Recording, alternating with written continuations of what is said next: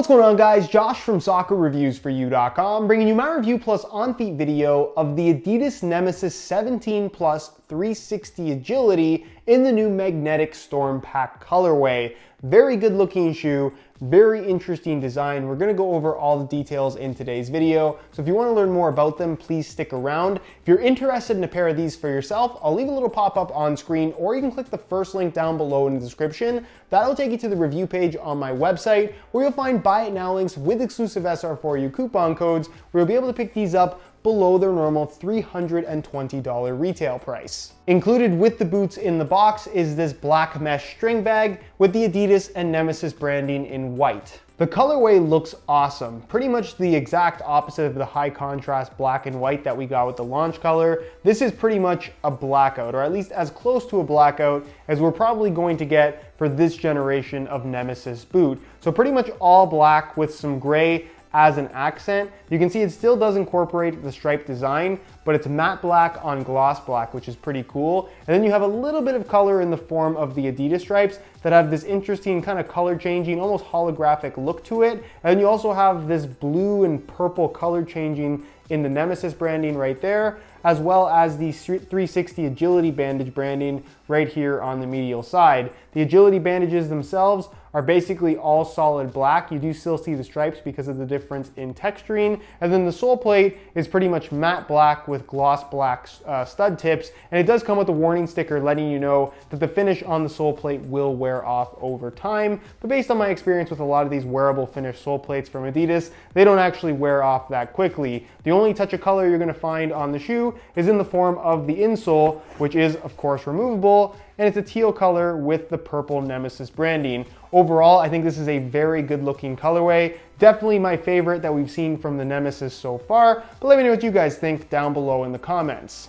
So being the most expensive top-end boot on the market right now with a $320 retail price, what exactly is on offer from a performance standpoint? Let me run you through the details. The upper is comprised of I don't know the difference between 2 and 3.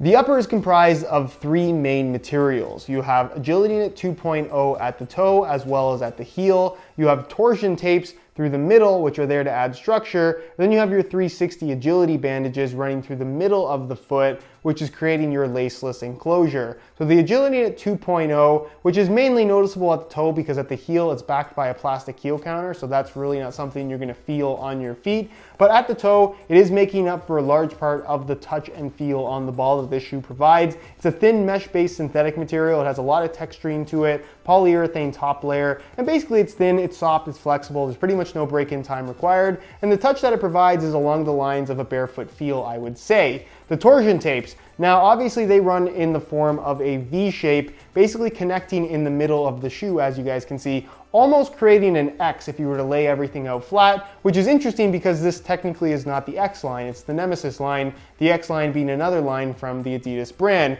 You also have these torsion tapes running on a diagonal from the midfoot to the heel, and then cutting back across on the medial side. These exist to add structure to the upper without adding rigidity or stiffness, which they do pretty well to a certain extent. They're definitely soft. They don't feel like they're squeezing your feet by any means. A lot of people like to compare this to what they did in the past with the Nitro Charge line, but this definitely doesn't feel quite as secure as the rubberized slings that you had on that particular shoe. Nonetheless, it does do its job to a certain extent, and in regards to touch on the ball, it definitely is thicker and more padded than what you're gonna find from the Agility Knit 2.0 at the toe. So it does impact the touch to a certain extent. You then move through the middle of the shoe where you have the 360 Agility bandages. You can see the branding right there on the medial side. And basically these are elasticated bands that connect and kind of intertwine across the top of your foot, basically creating a single layer of elasticated material that's in charge of holding your foot in place. Is it the most effective thing in the world?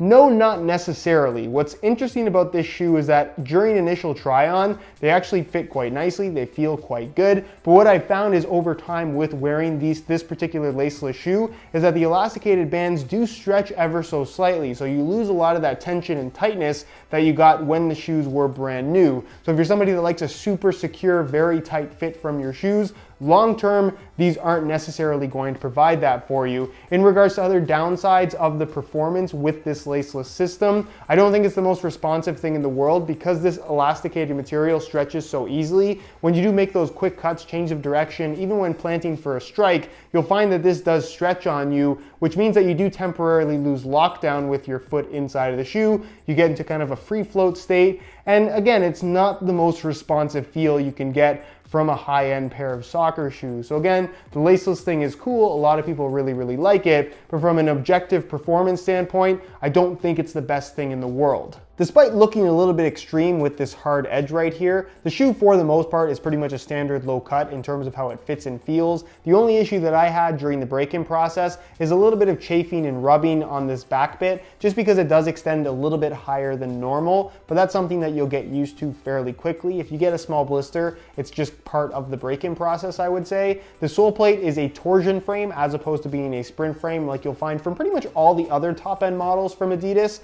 And basically the main difference is that this is a little bit thicker, not quite as light, but it does have a nice, solid, very flexible feel to it, which I definitely do like. Big fan of the torsion frame. And as far as the stud pattern is concerned, it's pretty much the same layout you'll find across the entire Adidas brand right now. They are FGAG, which is nice, so you can use them on firm natural grass as well as artificial grass surfaces. And again, within that same layout, you can see the studs themselves are kind of a half circle shape. So it is kind of a hybrid bladed conical style stud pattern, but for the most part doesn't feel that drastically different from any other stud pattern within the Adidas brand right now. For those curious about the weight, the Nemeziz 17 Plus in a size 9 US weighs in at right around the 7.5 ounce mark, which is by no means heavy, but it's certainly not exceptionally lightweight either, which I think is what a lot of people would expect given the sleek design of the boot. If you want something super light, there definitely are better options out there, but if you don't mind the shoe not being as light as possible, you're not gonna have any issues with the weight of the Nemeziz 17 Plus. Obviously, being that these are laceless boots, you probably want to know if they're easy or more difficult to put on.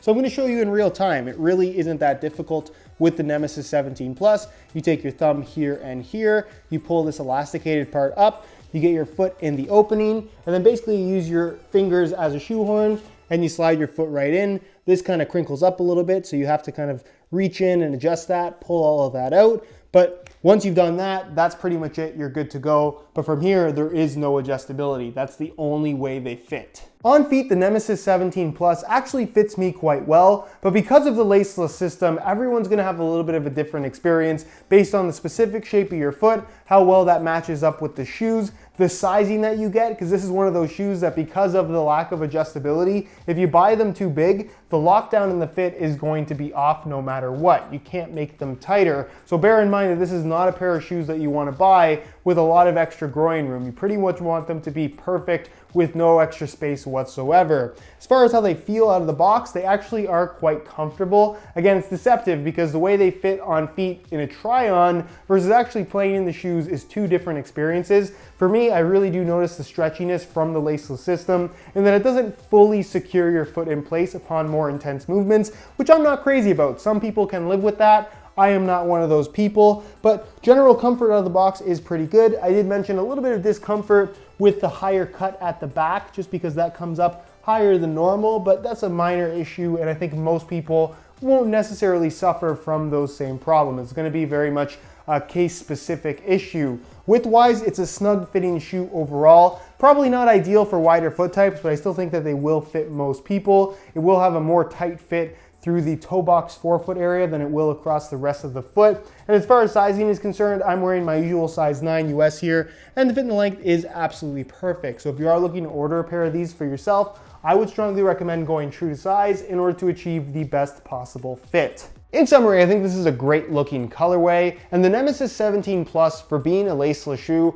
will definitely impress most people in terms of how they fit on your foot out of the box. When it comes to actually playing in them though, I can't say that I'm a big fan overall. I would much rather have the Nemeziz 17.1, which still features a one-piece upper design, but with the added lacing system, you get better lockdown, you get better responsiveness, you get that adjustability, which in turn leads to a better fit, especially down the road where the the elasticated laceless system on this shoe will stretch out over so slightly, so the fit will suffer in that regard. Not to mention that the 17.1 retails for $95 less at $225 versus $320 for the Nemeziz 17 Plus. Anyways, if you're interested to pair these for yourself, you can again click the first link down below in the description. That'll take you to the review page on my website where you'll find buy it now links with exclusive SR4U coupon codes where you'll be able to pick these up below their normal $320 retail price. If you have any questions regarding this shoe, leave your questions down below in the comments and I definitely will get an answer out to you. If you enjoyed today's video, found it helpful and informative, be sure to support it with a like.